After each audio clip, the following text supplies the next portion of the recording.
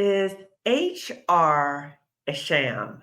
This is for Black women in toxic jobs. This is a response to other videos I've done about human resources and wanted to pose this question because it really depends. So, I want to talk to you about ways that I've done some research about HR and the other conversations I've done on my YouTube channel, interviewing those who've worked in HR, about things that I've learned about HR. So I want to share this information with you so that you are informed if you choose to go to HR or not if you're in a toxic job. So part of what I want to do on my channel is to not only share information with you about healing, but I also want to share with you about what to be aware of if you're in a toxic job and how I can support you possibly in this journey of leaving a toxic job, but that you are empowered, that you are aware of certain things that I was not aware of at the time. So I have talked to you about a number of mistakes that I've made in relation to HR because my hope is that you don't make those same mistakes. If you don't know me already, I'm Dr. Kamani. I'm a licensed clinical psychologist, a toxic job survivor, and more importantly, I'm a toxic job liberator for Black women. On my channel, I talk about ways to support Black women leaving and healing from toxic jobs. So, as I've been working on this Job Liberation Virtual Summit for Black women with Marissa Price, you may have noticed that I have been doing a lot more videos in the past few weeks. I've been doing a lot more videos because as I've been working on this with Marissa, all these memories about the toxic job keep coming up. And there are things that have been coming up, things I'm not too happy about in terms of choices that I made when I was at the job. But I have to practice self-forgiveness because those were decisions I made at the time that I thought, were best for me at the time. But now I'm more informed and now I want to share this information with you. So again, a lot of these memories are coming up and part of my healing, right? Because my healing really started once I left the toxic job about 2 years ago, once I resigned. So I want to share these things with you so you are bearing witness to my healing. So as I'm healing, as Glamazini says, healing out loud. So as I'm healing out loud, I'm sharing some information with you. So I'm sharing in terms of my memories, my experiences, but also some research that I've done. So I've seen a number of videos kind of exposing HR. And I want to say this too. I'm not shading all of HR. I have met some wonderful people who work in HR. So I'm not shaming HR in general. I'm speaking from the perspective of a Black woman who had a very negative experience with HR at the previous toxic job. So please don't take this. If you work for HR and you're all good, I'm not talking about you. This video is for Black women to be informed and to be aware of certain things so you are able to determine if HR is a sham. Okay. So HR may be good at your job, but it may not. So the question of is HR a sham? It depends. It depends. So I want to share with you a video that I recently saw, and I have notes. So I'm going to refer to my notes. And I want to break this video down for you because it will give you some ways to really assess if HR is a sham at your job. So take note. So the video that I saw was how HR cheats employees. And I'll put that video link in the description section. So this was from Brannigan Robertson, and he is a California employment attorney. So I've gotten some emails and comments and things like that where people are asking me for referrals for employment attorneys. I don't have any referrals, okay? So I know Black women who have sued and all that kind of stuff, but I don't have that information about who to refer you to. So maybe contact this person. Okay, that might be an option. Okay, so Brannigan Robertson, who's a California employment attorney, has a YouTube channel. So I am going to be speaking on what he broke down about how HR cheats employees. Now, let me say this before I go into the video review. So when you talk about, you think about your job and a toxic system and, you think about, once you leave a toxic job, and people have asked me, does the former job know you're talking about them? Yes, they do know. And I've talked about, the people from the old job still contact me, people I'm cool with, right? But when you're on LinkedIn, you can see who's been looking at you. So by far, the largest group of people who follow my posts and all that kind of stuff and look at my profile are from that previous employer. And let me tell you this. So when I talk about, that how I walked into an ambush at HR.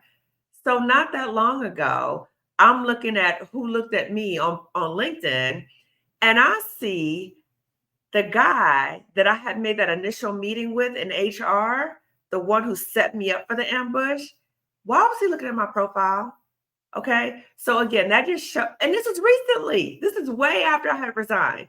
So that is another example of how at that job, okay, the people I was dealing with, they were shady. Okay, they were shady. So let me transition now and break down to you, based upon this video with this employment attorney, what he is saying so that you can assess if your HR department is a sham. Okay, again, not all HR, okay, but if your situation has these different elements, okay. So again, I have my notes. I'm going to refer to my notes.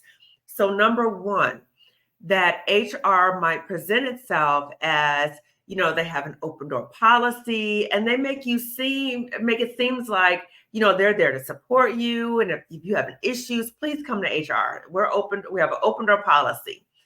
What the attorney was saying was, be very mindful of this, because they may present as if it's open door and please share whatever concerns you have, and we're going to advocate for you. Again, it's a shady HR. Keep in mind that what you are sharing with them is not confidential. And many times you may go to them and have a complaint or an issue about a supervisor, a colleague, workplace bully, whatever. But when you go to them and tell them about it and say, hey, I want to meet with you because this happened, you have already given the workplace bully or the other person a tip off, because HR in that situation will take that information and go back to the person that you're complaining about and share that information. So you've tipped them off, okay? So you've already tipped off the person before you even step into that room with HR. The workplace bully, those other people already know that you contacted HR, okay? So not confidential. You've tipped off the person that you've already complained about that you're going to be doing this, right? The other thing that this one really resonated with me, because this happened to me. When your supervisor, particularly a supervisor who has done some stuff that you like kind of side eye, like, right?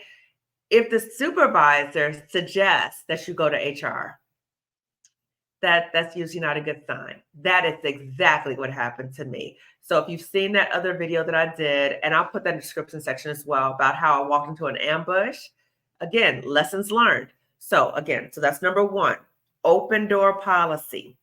So the attorney also talked about, again, this is a way to determine if your HR is shady. Number two, workplace investigations he talked about. He explicitly stated, HR is not your friend. They are there to protect the company. So keep that in mind. And those who are engaging in shady practices in HR will tell you that they're going to conduct an investigation, and they will conduct this investigation. But as they're conducting the investigation, what they're doing is they're looking for and they're gathering information that can be used against you.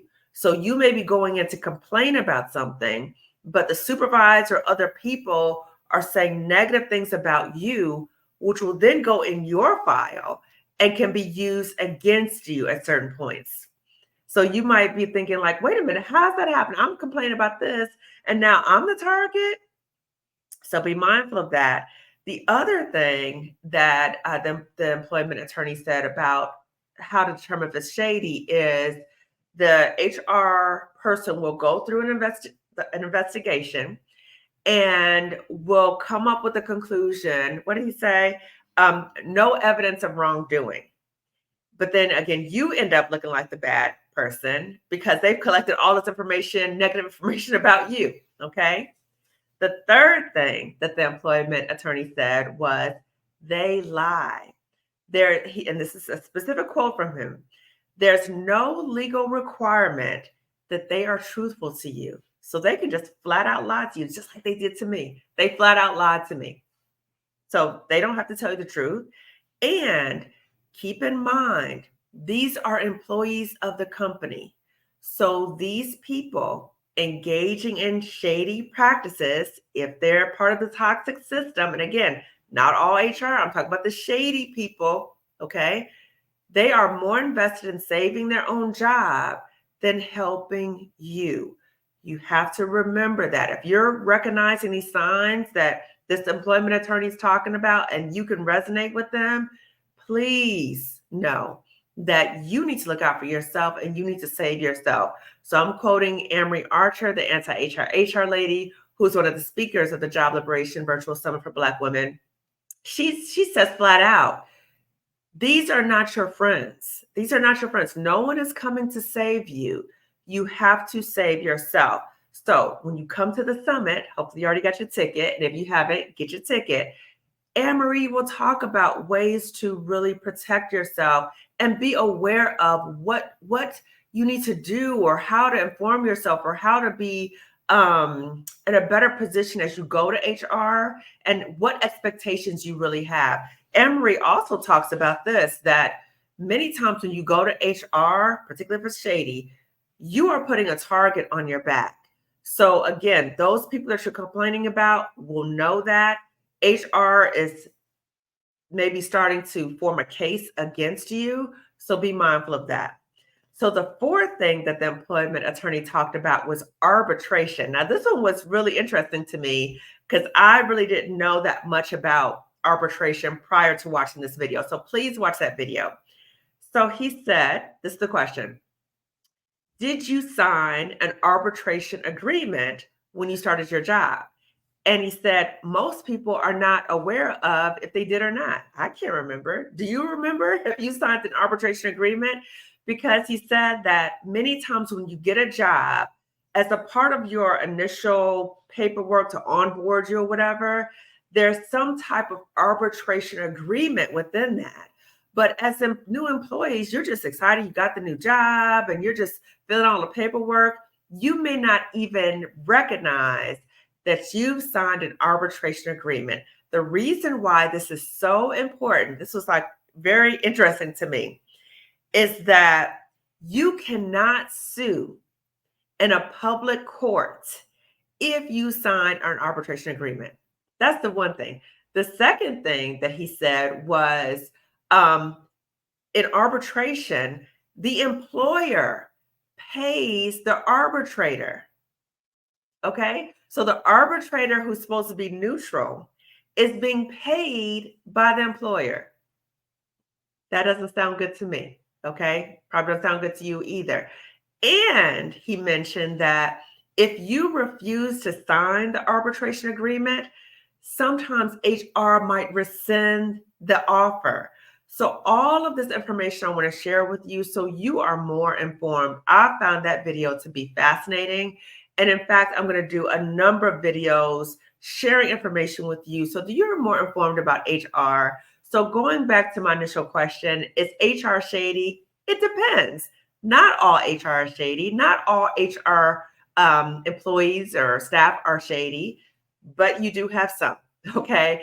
And this is really informed from my own experience, very negative experience with HR when I was working a previous job, as well as what I've heard from other Black women who've had these experiences with HR or even who work in HR and they're being bullied, right? It's just to be aware. So please watch this video. Please inform yourself. If you're having issues in HR or you're thinking about going to HR, please do your research. Please listen to what I'm saying.